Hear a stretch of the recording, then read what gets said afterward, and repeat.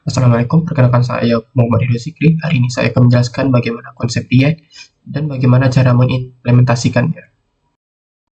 Langkah pertama yaitu yang bisa kita lakukan adalah menyiapkan foldernya dulu. Seperti ini, kita buat direktori barunya.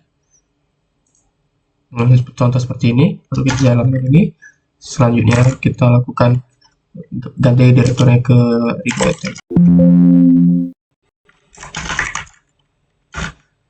Baru selanjutnya kita lakukan install create file-nya untuk membuat template dari React itu sendiri.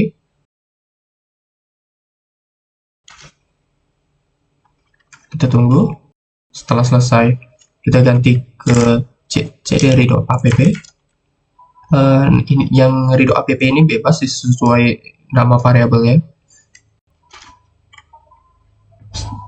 Setelahnya kita ganti ke directory redo.app, lalu kita jalankan npm install. Kita tunggu beberapa detik. Jika sudah selesai, maka akan menghasilkan output seperti ini. Lalu yang kita bisa lakukan untuk mengetesnya adalah menggunakan npm run dev.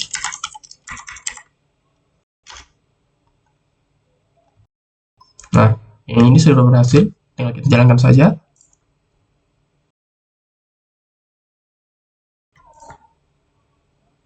Ini membutuhkan sinyal yang lumayan kuat. Jika sudah selesai, maka hasilnya akan seperti ini. Kalian bisa melihat dokumentasinya dari kedua logo ini. Ini merupakan contoh implementasinya. Selanjutnya saya akan menjelaskan konsep dasar React. Nah, React itu sendiri, dia merupakan library dari JavaScript yang berbasis komponen, atau dalam bahasa Inggrisnya komponen based architecture. Nah, kelebihannya yaitu dikarenakan berbasis komponen, maka komponen tersebut bisa kita gunakan kembali, dan React tersebut bisa termasuk cepat atau bisa dibilang responsif.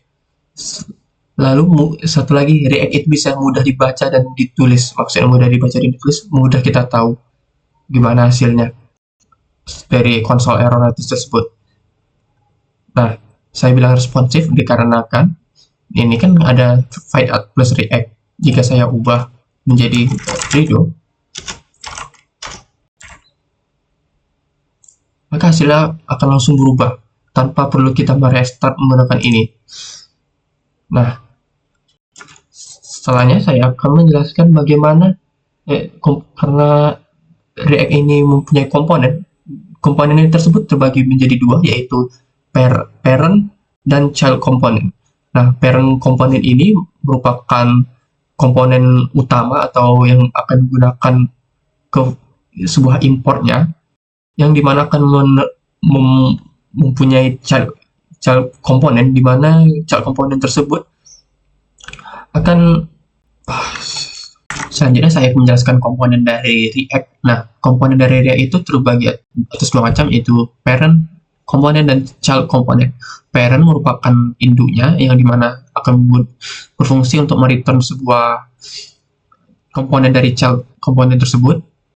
Nah, sedangkan child komponen ini bertugas untuk membuat sebuah data secara dinamis, seperti contoh berikut. Ini merupakan inisiasi dari parent komponennya tersebut, yang dimana akan mereturnkan sebuah child komponennya. Yang hijau-hijau ini merupakan child komponennya. Nah, ini pada child komponen nanti akan berisi sebuah data yang bersifat dinamis. Ini merupakan nanti kan ada tulisan return salam dari Binjai. Jika dijalankan akan menghasilkan dari ini.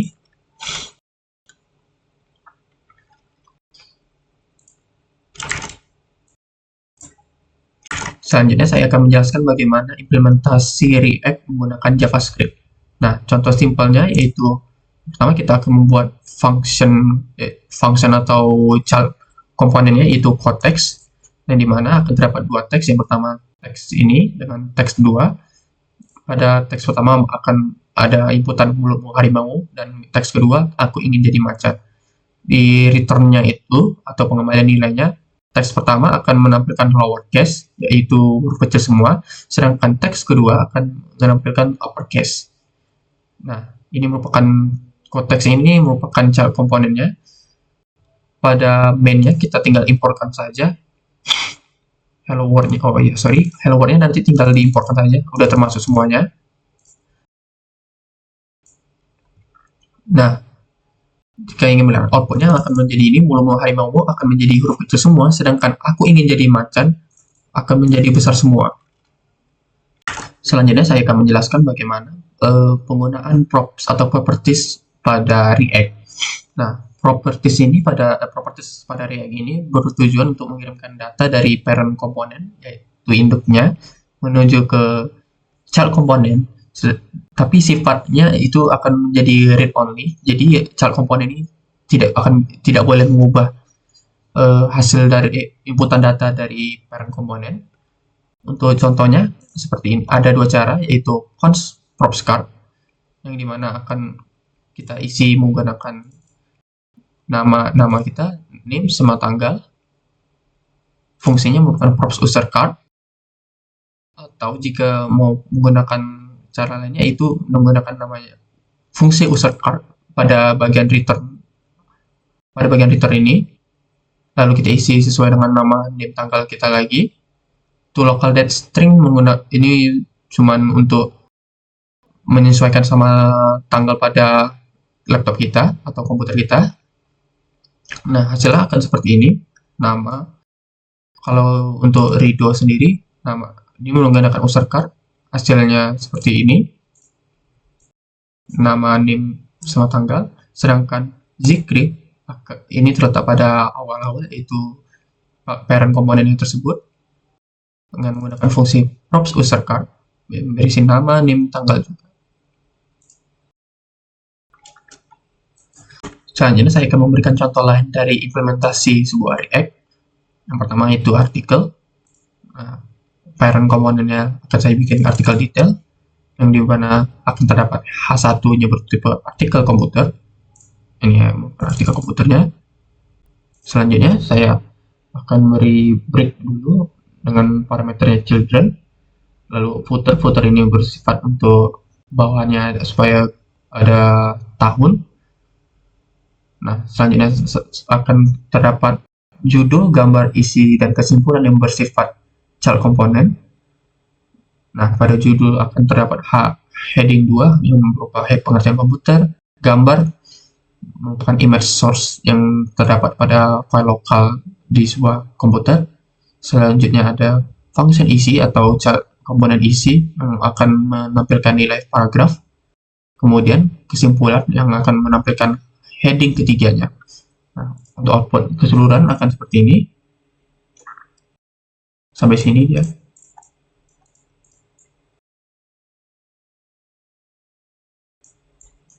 Nah, selanjutnya akan saya jelaskan mengenai import produk bersifat dinamis, yang dimana parentnya ini merupakan import produk.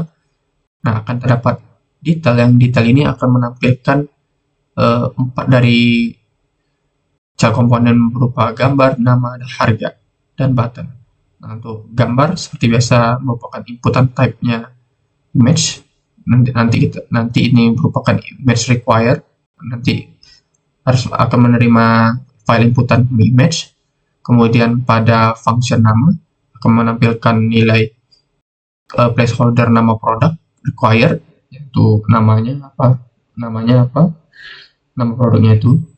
Selanjutnya function harga akan menampilkan placeholder harga produk.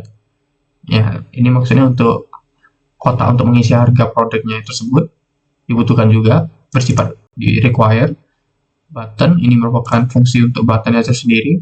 Ini akan membuat sebuah button dengan tulisan simpan produk. Nah, detailnya ini kita panggil dengan mengembalikan nilai gambar, nama, harga, dan button tersebut. Dan pada fungsinya tersebut akan menampilkan hasil seperti ini. for import product. Setelahnya saya akan menjelaskan mengenai list product. List product ini merupakan sifatnya langsung statis tanpa bersifat dinamis, yaitu langsung ditetapkan nilainya tanpa harus diinputkan secara satu persatu. Nah, untuk list product seperti biasa, ini parent komponennya. List product nanti akan menampilkan product 1, product 2, dan product 3.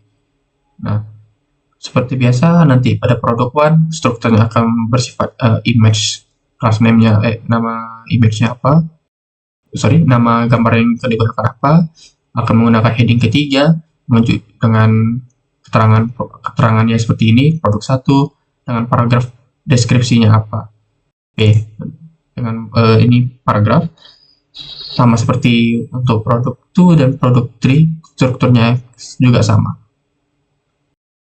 Hasilnya berupa seperti ini. Karena saya belum masukkan gambarnya, maka tidak akan muncul. Nah, selanjutnya saya akan menjelaskan on section. On section ini berupa Q&A. Ini kurang lebih sama seperti yang aku macanmu atau mulutmu harimaumu yang pada awal saya jelaskan. Nah, sifatnya kurang lebih sama seperti ini. Nanti akan memunculkan question ini merupakan teksnya. Oke, teks pertama sama seperti teks pertama, teks kedua, teks ketiga, isinya seperti ini. Lalu nama fungsinya akan seperti ini. Boleh diletak di atas atau di bawah, tergantung mana yang kalian suka. So, menurut kalian rapi juga. Setelahnya nanti akan menampilkan return. Nanti akan menampilkan titelnya pertanyaan umum. Lalu akan terdapat on click, itu bisa kita tekan dengan elemennya, yaitu toggle answer. Toggle answer ini merupakan elemennya yang untuk menampilkan sebuah data yang tersimpan. Saat kita tekan akan seperti ini, mengeluarkan data yang kita simpan di sini. Lalu selanjutnya saya akan menjelaskan sebuah container.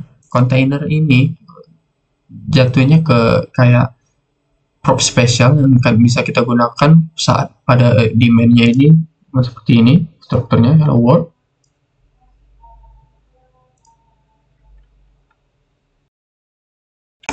Kemudian terakhir saya akan menjelaskan bagaimana penerapan konsep styling CSS-nya. Sebenarnya cukup mudah. Yang pertama kita lakukan yaitu membuat file CSS-nya dengan saya bikin nama custom CSS. Seperti biasa kita letakkan body-nya, header-nya, elemen-elemen yang kita akan gunakan untuk pada struktur HTML-nya. Yang pertama body, header, hero section, banner image, daftar produk, produk container, produk card, produk image, testimoni container, testimoni card, about us, about container, header, about container H1, dan terus sampai akhir. Ini menyesuaikan sama struktur HTML yang sudah kita buat sebelumnya. Jika kita tanpa menggunakan CSS, nah ini merupakan hasil tanpa menggunakan styling CSS. Ini kan kurang bagus dilihat mata. Nah, jika kita menambahkan CSS-nya kembali, kita restart saja.